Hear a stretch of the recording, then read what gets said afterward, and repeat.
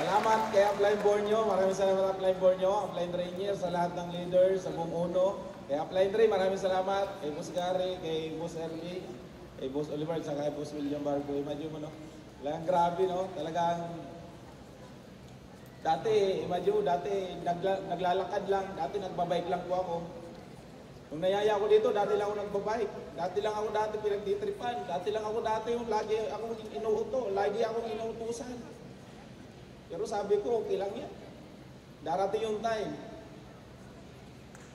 Mababago din buhay ng buong pamilya ko.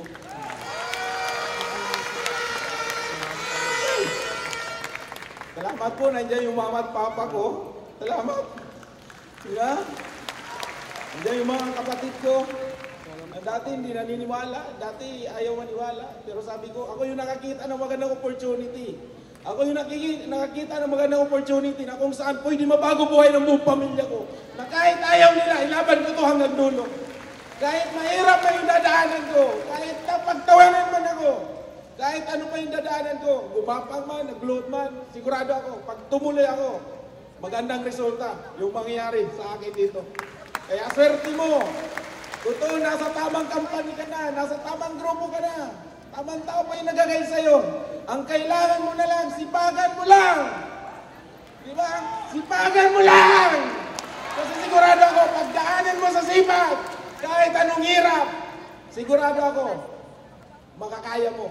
Basta gawin mo to para sa pamilya mo. Ilaban mo. Mahal mo pamilya mo. Bigyan mo ng magandang buhay. Salamat sa misis ko. Sa anak ko, imagine mo, inabig ko pa kanina. Grabe, talaga sabi pa nga, kung gusto mo bago buhay, may kaakibat talaga na sakripisyo yan. Kaya huwag ka matakot magsakripisyo. Bakit? Buhay ng buong pamilya mo yung pwedeng mabago dito. Kaya guys, laban mo, umpisahan mo, desisyon ka ngayon.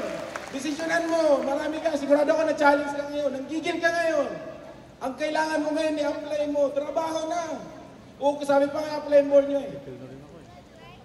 Kahit di ka magaling, sipagan mo lang. Sigurado ako, kikita at kikita ka ng malaki. Sabi pa nga, daig ng masipag yung mga magagaling. Tama? Kaya guys, sipagan mo lang. Sigurado ako, ikaw naman yung kikita ng malaki. Ngayon, nakawalong sasakyan, meron akong sarili bahay sa Bulacan. Sarap, imagine mo no, dating nagbabike, ngayon nagdadrive ng Ford Mustang.